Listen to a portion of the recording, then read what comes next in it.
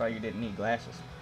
Well, quite honestly, all the TIG welding I did for years, I wish that I would have had one of those in my helmet 15 years sooner, because my eyes probably wouldn't be as bad as they are.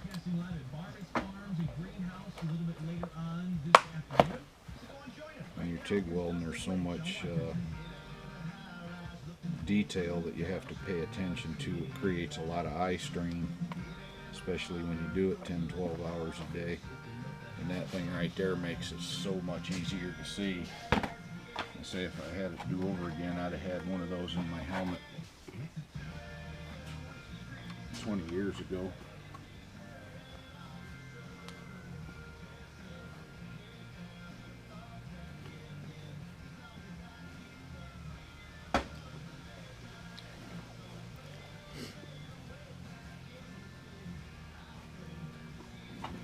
Headband too.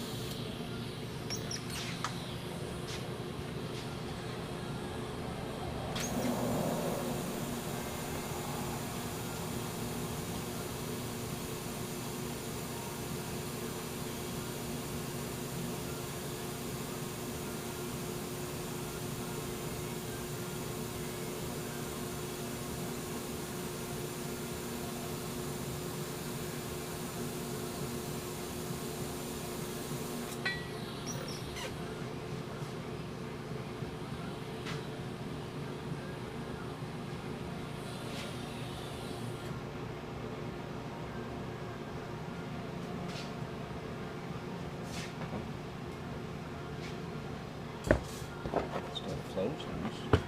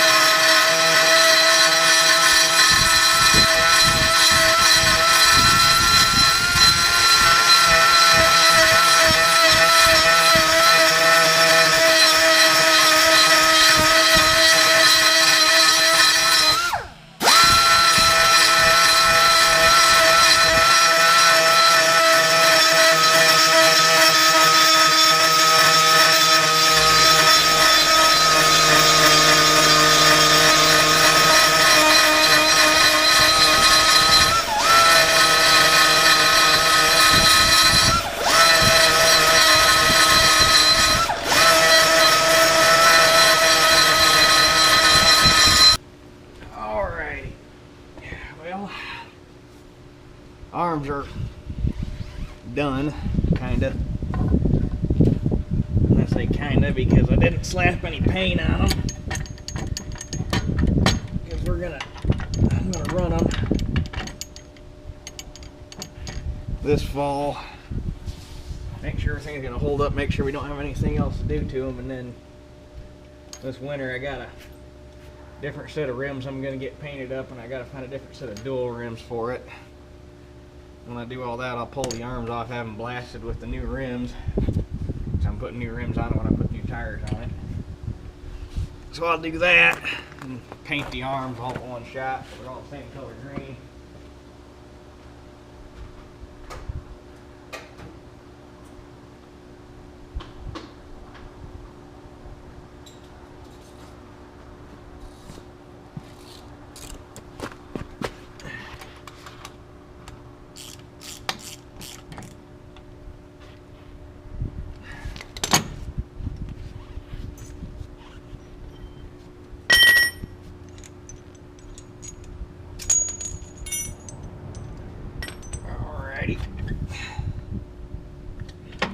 This is the fun part.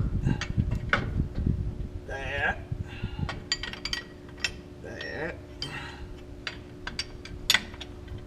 in there.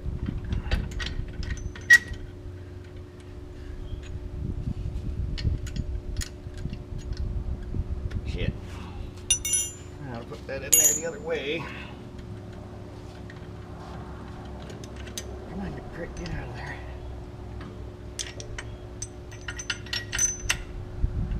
There we go.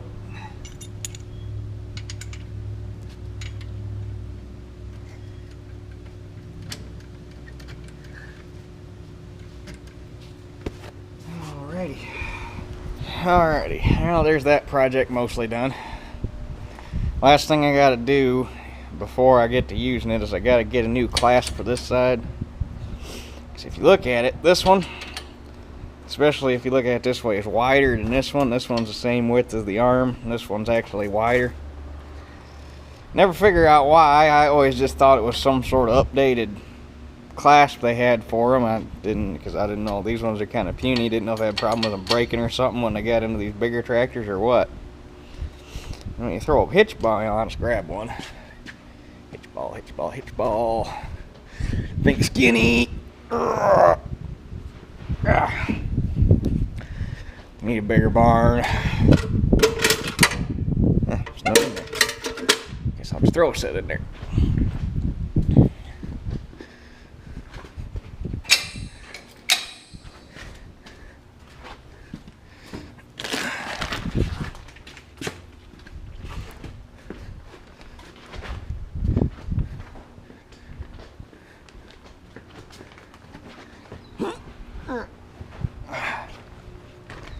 Okay.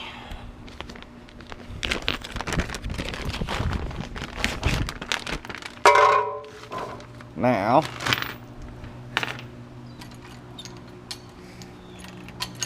come on. Throw that ball in there. Now it actually fits right. Doesn't want to move. Look at it. That thing hitting that top clasp is perfectly 90 to the hitch. Catches the ball right where it's supposed to. Nothing moves around. All good and tight. And come over here to this side.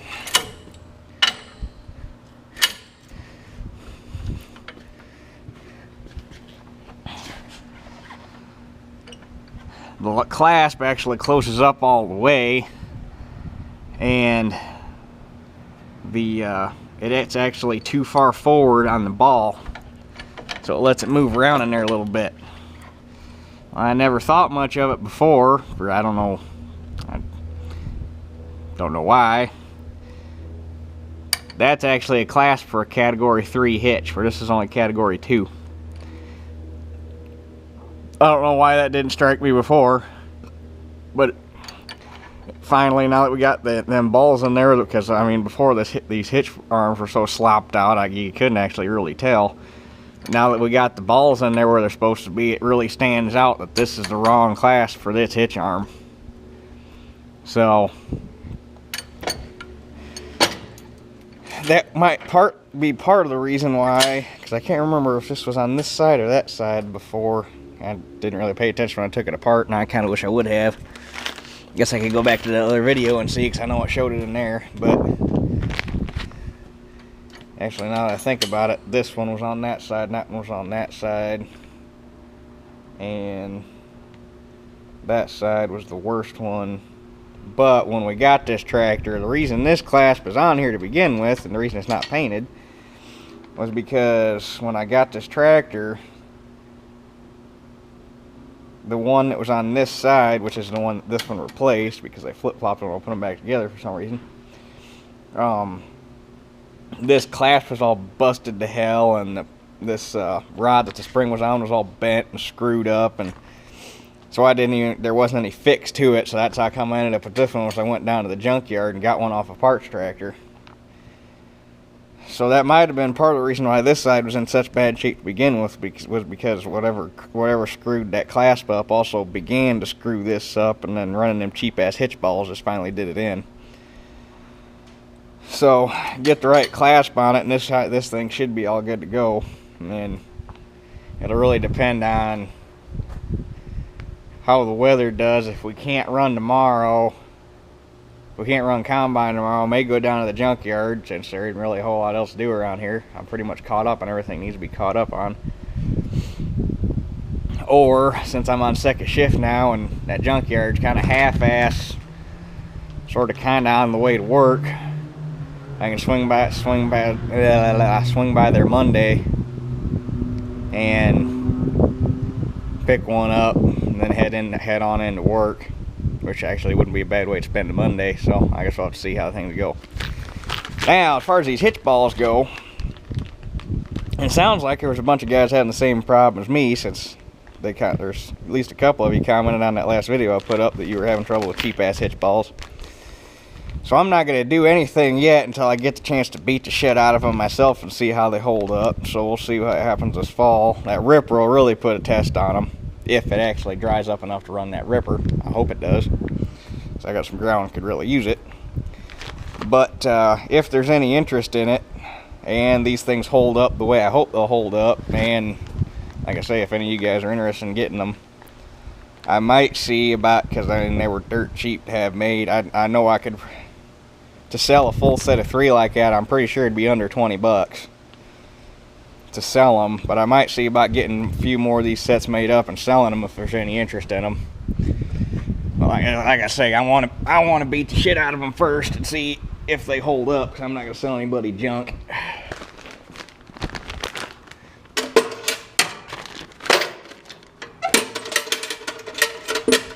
So we'll just have to see how things go.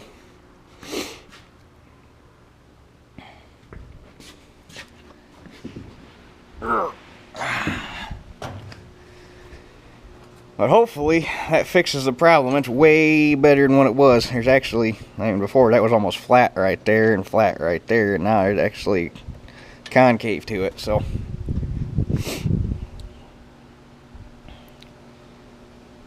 that's pretty much the last project that needed done before we start running, and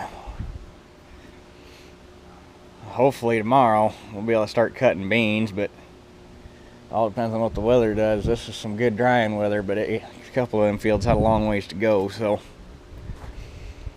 we shall see. Anyway, I guess that does it for this one. We'll catch you guys on the next one.